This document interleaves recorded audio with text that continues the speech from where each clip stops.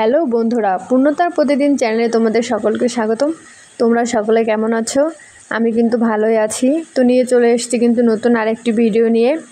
আজকের ভিডিওতে থাকছে আমি দুপুরে কি রান্না করলাম আর কিভাবে আমি রান্নাঘর পরিষ্কার করলাম, সেগুলোই থাকছে আজকের ভিডিওতে।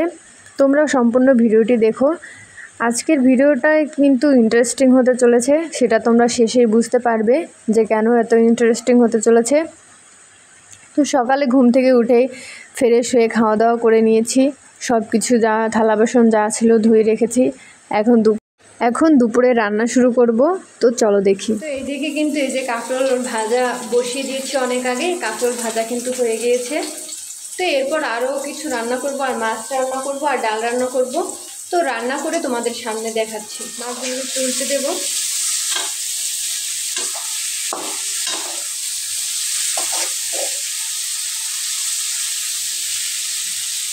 এখন মাছগুলোকে ভালো করে কষিয়ে নেব। শেষ হয়ে গেছে।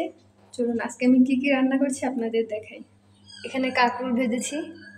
কাঁকরোলগুলো কিন্তু একটু পুড়ে পুড়ে গিয়েছে, যে দেখতে পাচ্ছেন। আর এখানে রান্না করেছি পাঙ্গাস মাছ আলু দিয়ে। কালারটা একটু দেখেন, ঝোলটার কালারটা কি সুন্দর হয়েছে।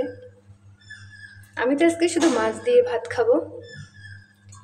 আর এই পাশে রান্না করেছি মসুর ডাল জিরে ফোড়ন দিয়ে।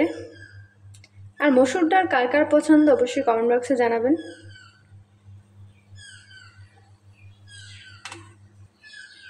আর এখানে আমার ভাত কিন্তু রান্না হয়ে গিয়েছে।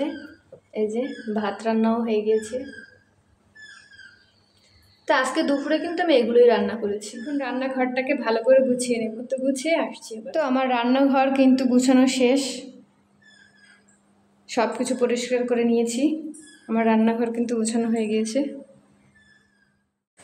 আজকের ভিডিওটি এ পর্যন্তই। তো আমার ভিডিওটি কেমন লাগলো আপনারা কিন্তু অবশ্যই কমেন্ট বক্সে জানাবেন। আর আমার চ্যানেলটাকে সাবস্ক্রাইব করতে ভুলবেন না, আর আমার চ্যানেলের পাশে থাকবেন। টাটা।